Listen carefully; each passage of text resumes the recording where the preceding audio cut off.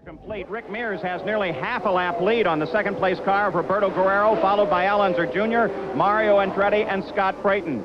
Bobby Rahal was in the pits for over 2 minutes, and of course Emerson Fittipaldi had his long stop of 3 minutes and 19 seconds, but now another surprise. Danny Sullivan appears to be out of the race. Jack Arute? Paul, he's just taking off his gear right now, and Danny, it's not a long day for you. A red light of sorts went on. Yes, unfortunately we had this problem late yesterday where the oil light came on and we couldn't find anything wrong. Looks like a collapsed oil filter yesterday, so we changed that and thought the engine was okay, and the light came on again and the engine started to seize up on me coming out of two. So a torrid pace by your teammate Rick Mears. Can he sustain it all day? I think so. Yeah, it seems like we've had the problems all week, and he hasn't, so our fingers are crossed. He's been running awful good, and I think if he doesn't have any mechanical problems, nobody will touch him. Well, that seems the way it always is with the Penske team. One fellow has bad luck, the other fellow has good. Back to you. You know, Jack Arute, that is a fascinating point. As we watch, there's the leader, Rick Mears. He touched with Randy Lewis and spins. Let's see if he keeps the engine going, if he can keep the car going. I don't think so. The car's damaged, Paul. Look at the left rear tire. It's gone flat. That was heavy contact. How sad. Our first yellow flag of the day comes on the 22nd lap, and it involves Rick Mears. Danny Sullivan just said there was no way you were going to catch him. Well, that's one way. And that was at a time, you see Roger Penske there, where Rick Mears was averaging more than 2.5 miles an hour faster laps than the second place driver, Roberto Guerrero. That was his domination, and of course it's over. A disappointed man, Roger Penske, was hoping for his 50th IndyCar win with Rick Mears here today. Rick stays in the car on the main stretch, and we're under yellow. Oh, that appeared like that wasn't Rick's fault. That was being a victim of circumstances. He was passing Randy Lewis on the outside, and Randy clipped him. Roger Penske in radio contract with his driver now.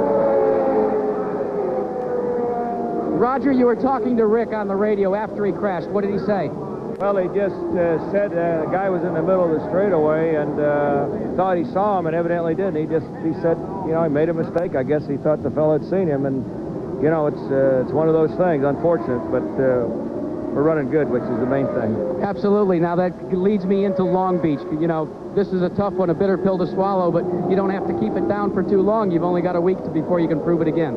Well, I think that the road course will be something different. We'll see how the car runs there. Obviously, it was competitive here on the ovals. It's one of those things on a tight 1 mile track. The traffic is the toughest thing that we can do, but we'll see what happens. We talk about how quick things can happen at Phoenix. There were 2, then there was 1, and now there are none from the Penske team on the racetrack.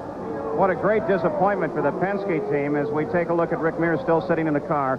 The bright yellow machine, that's Rick. As he moves up, they tell all the drivers, keep an eye on your mirrors, keep out of the way, and it looked like Randy Lewis just kept coming up. Yes, but Randy Lewis was still coming out of the turn when that happened, and Rick, he would have had to look back right at that moment. Bobby, don't you agree that's a tough moment to have to look back in your mirror?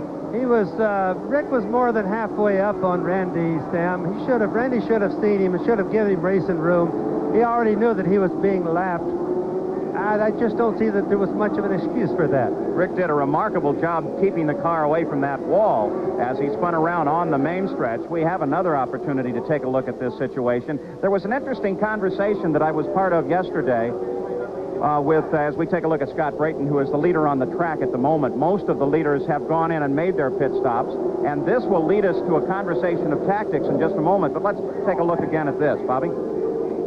Now you can see Randy coming out. Rick has to come back because of the wall. He has to have that line. Randy is still going out to the wall. The cars are locked up right there. I don't really believe it hurt Rick's car much. It just was a simple matter. There wasn't enough racing room for it. All right, now that conversation that I was part of yesterday was Michael and John Andretti and Billy Vukovich III. They were both asking Michael, what do you do if you're running slow here? And he said, come off the corner in the middle, go right down the middle of the track, even if you see the move over flag, because the leaders will split you on either side. Just give you a car length to the wall and make sure there's plenty of room to the inside. Back into turn again. Emerson Fittipaldi not a factor in this race. Let's go down to the pits once again. Jerry Gaffins is with Rick Mears. Rick's returned to his Penske pit. Rick, what happened exactly on that incident? Well, basically, I came up behind Foyt, and I believe it was Randy Lewis, and Foyt was going around Randy Lewis, and I believe it was Randy Lewis, a 24 car. And so I was just following Foyt. I was taking it easy. The Pennzoil car was just working excellent, you know. And gave him plenty of room. Foyt went by him, so I went by him. And when I got to a point that I could no longer see the front of his car beside me, I knew we had him, you know, we were past him. And then right after that, he hits me. I don't know why. I don't know what the deal was. It just, we were already by him. If he couldn't see me, he shouldn't be on the racetrack.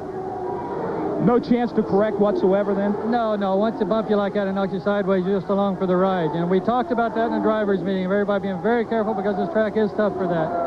You know, obviously, I should not have passed him in that particular spot. Okay, Rick Mears would like to have that lap back over, Paul Page.